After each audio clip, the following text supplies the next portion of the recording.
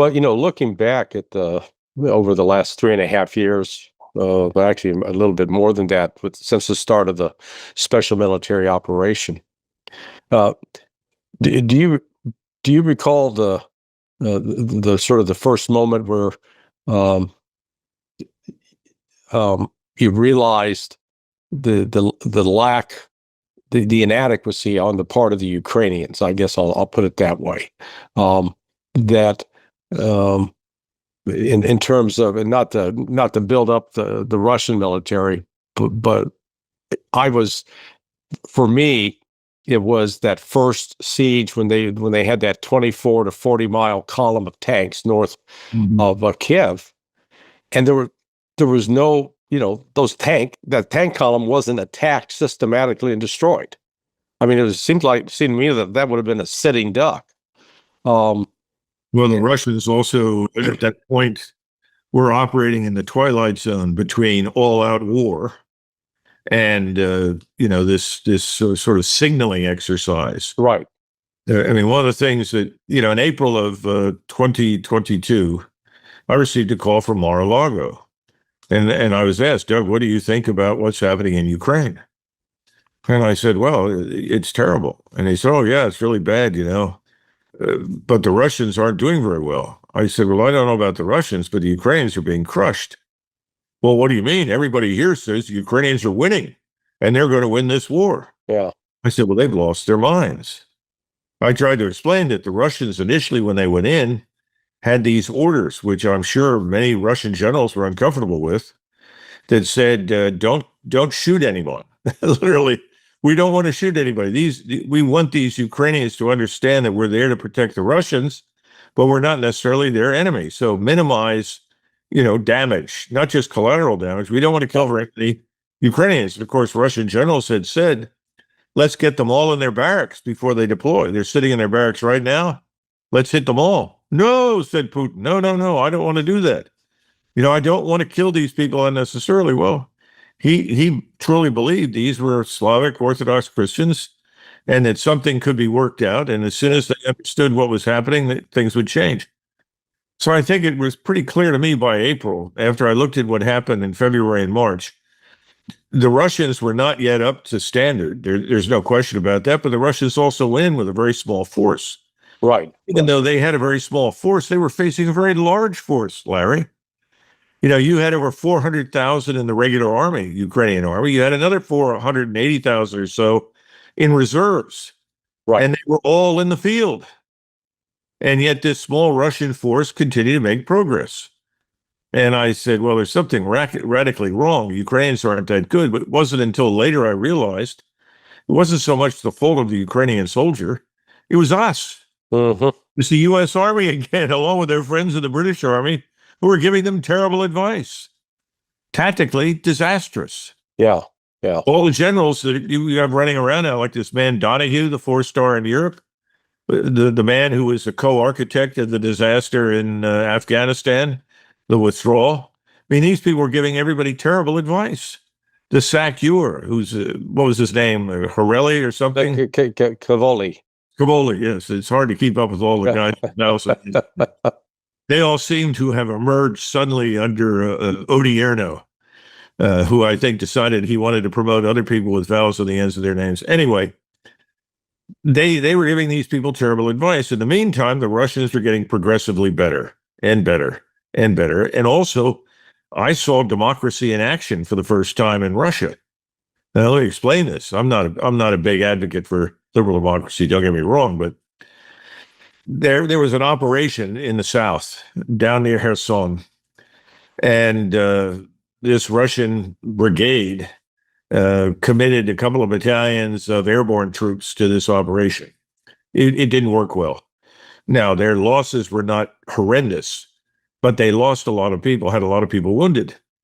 And these people wrote a letter to Putin, which was also passed to the newspapers, and said, this commander is an idiot. He did not do his job. He did not take the precautions that were required. We were not adequately prepared. We had not established the connectivity that we have to have with all the strike units, rocket artillery, artillery in general, and so forth, so on. Well, that man was removed. Hmm. And I was talking to another friend and said, that's democracy in action. Putin listened. Yeah. And people began to pay attention to what people on the battlefield were saying. Very positive thing. That never happens in the U.S. military. We do the opposite. We try to conceal and cover up, gross incompetence. But I was very impressed with it. And I think from that point forward, in the summer of 2022, once you get Surovikin who comes in there and he makes the argument for strategic elasticity, let's back off, create the right kind of defense in depth with the strike capabilities, with the ISR strike connectivity and operation. All of that, then suddenly the Russian army begins to sort of take off. Yeah. And becomes this almost invincible force. But what they did was essentially, and the Russians will never say this, but it's what the Germans did to the Russians in World War I. If you go back and look at the German advance, the limit of advance for the German forces, the Germans in the First World War were not stupid. They said, first of all, what are we marching into Russia for? There's nothing there but Russians. Yeah. What are we going there for? So they had Latvia, Lithuania, Estonia, Courland, the Baltic states, most of Poland, all the way down to Galicia. And that's it. They stopped. And the Russians did then what the Ukrainians have done subsequently in Ukraine in this war. They relentlessly assaulted the German defense in depth. And they were absolutely annihilated through what? Massed artillery fire. Yeah. And that was Surovikin's, in my judgment, really great achievement. So from the time you build this elastic defense that is absolutely, for all intents and purposes, practically impenetrable, when you move from that forward, the Russian army is on the path to victory. There's no question about it. We never come to terms with it. Nobody looks at it. I mean, I listened to Dave Petraeus say, well, now they need to, they're really good at combined arms warfare. This guy's stuck in 1942. Yeah. What the hell are you talking about? This is not combined arms warfare. It's a totally different brand, a new paradigm. Well, and I think they're going to do very well. And now they're getting the new equipment, And that M1A1 tank, which I served with and utilized, it had one huge dramatic problem. The frigging engine. Yeah. It's a catastrophe. We knew in 1990 that you could track wherever an army formation went that had M1 series tanks in it. From low Earth orbiting satellites, they could track the thermal signature because the damn thing was burning at thousands of degrees Fahrenheit. And then, of course, without much effort at all, there were something like 42 connections in and around the engine that had all these small tubes of various alloys that carried fluid. And all you had to do was shake one of those loose, the fluid hits the engine, you got a giant fire, and your engine is essentially dead meat. You had to get a new engine. God. Yeah. And so after the war was over, all of us, and I'm talking about at least in my part of the battlefield, first thing we said, we've got to get rid of these engines. These are a catastrophe. They're a logistical nightmare because you're drinking too much fuel too frequently. And we explained how, you can't come forward and refuel on the battlefield. Because if you refuel right next to the tanks that are up online, everything is going to go wrong. You're going to have terrible explosions and so forth. So we were taking tanks offline, would go back, refuel, and come up, but it was always hazardous. It was always a disaster. And we had to refuel too much. And one of the things that I did during that war with my unit, so I said, if we stop, and we were stopped all the time, relentlessly during the so-called offensive. But why? And it stopped because of. Well, the generals wanted to make sure that the lines were straight and the flanks were protected and nobody moved.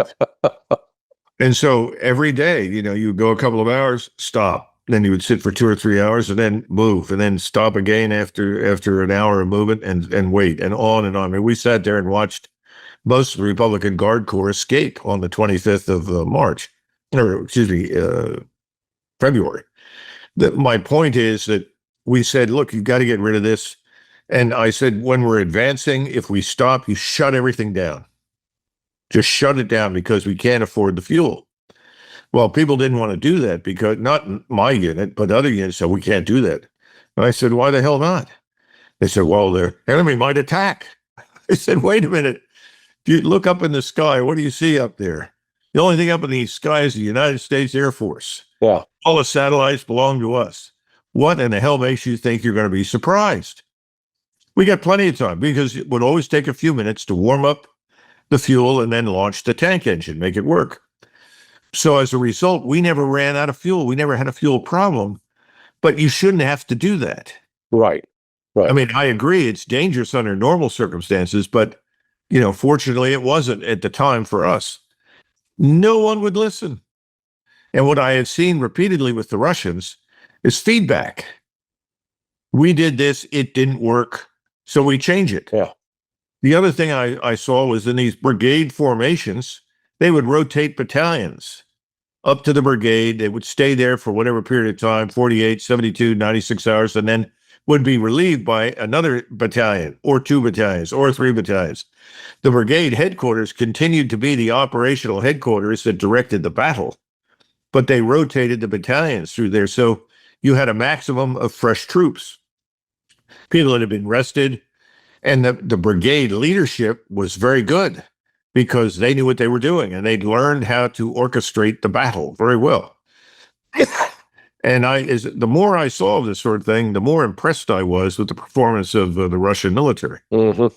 So I don't know that we've learned anything from it, because I can't imagine that someone like Hodges or Petraeus or any of the rest of these people can look at anything and see marked advantage, can see the benefit of doing something new and different from what we would normally do.